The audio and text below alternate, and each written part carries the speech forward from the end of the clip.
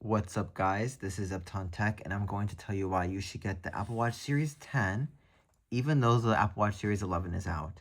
You can get this watch for $280 right now for the 46mm version, I believe at Walmart.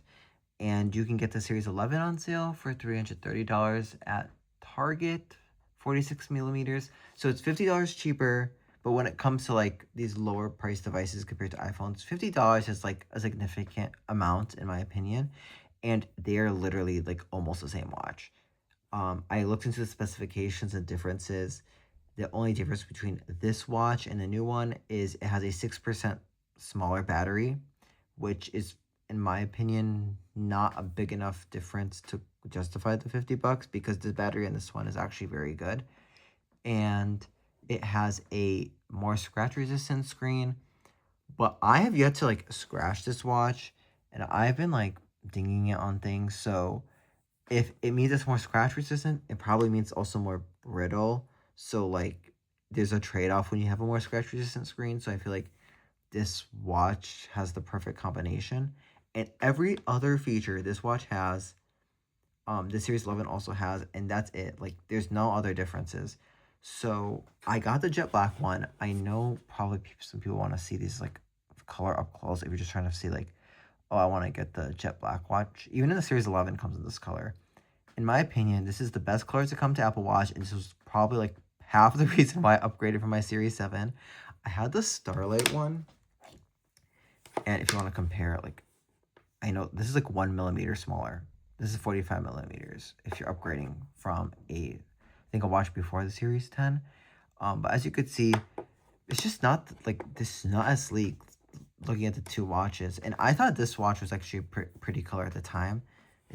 But yeah, so if you like an elegant look, I've gotten compliments on this watch.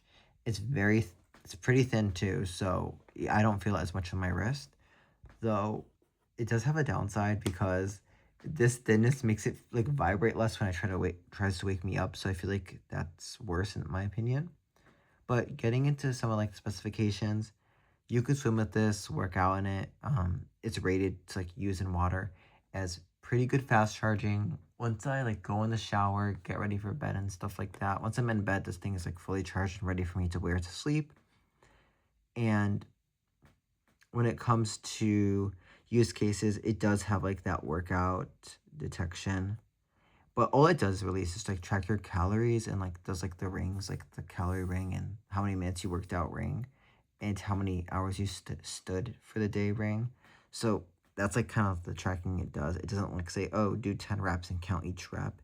I know it has some gimmicky AI stuff, but I'm honestly not gonna talk about it because I've never encountered actually using like this voice assistant on here for working out. So I'm just gonna end that workout and going into like a special feature that I liked about this watch, which you might want to upgrade because I think no watch before this one has it, is that it has a 1 Hz refresh rate. If I can get this watch screen to shut off, like pretend it's on my wrist, it'll come on to the screen. When it's on your wrist, it will go to always on display mode automatically. But since it's on a table, it's kind of confused. But as you could see, the second hand moves every literal second. So it's a 1 Hz refresh panel. So doing this doesn't use much battery on the watch. I mean, I get a day and a half easy, and I keep always on display on. I think having the screen on all day makes the watch feel less like a gadget on your wrist and more like an actual watch, which I appreciate. And this jet black look makes everything just feel like it blends in together. One thing I noticed, like I didn't see in like other YouTube videos, is that this bezel kind of looks thick on this watch for some reason, but it still has that 3D display. Like as you can see, the orange is like pulling over the edges, and this is tilted at like a straight angle. So it does have that 3D look that the other watches, Series 7, 8, and 9 have. If you cared about that, I don't know. The bezels just look larger on this, even like in between.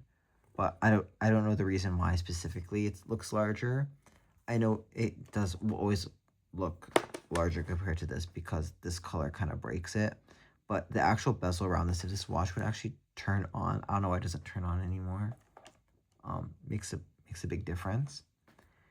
And going into like my use case, I know a lot of people have asked me like, "Oh, Anthony, do you find this watch like useful like as a necessity?" In my opinion, I still think these smart devices, like smart watches, are a gimmick for many people. I could see how this could be all very good for people who are on their feet all day, do a lot of workout tracking, can't take their phone out their pocket, jobs like that. I could see this being very useful. You can get all your notifications, you can read them in very HD quality. It's very easy to use this watch, but I don't actually need those features. I feel like I have close proximity to my phone, and I can always just pull out my phone to look at the time.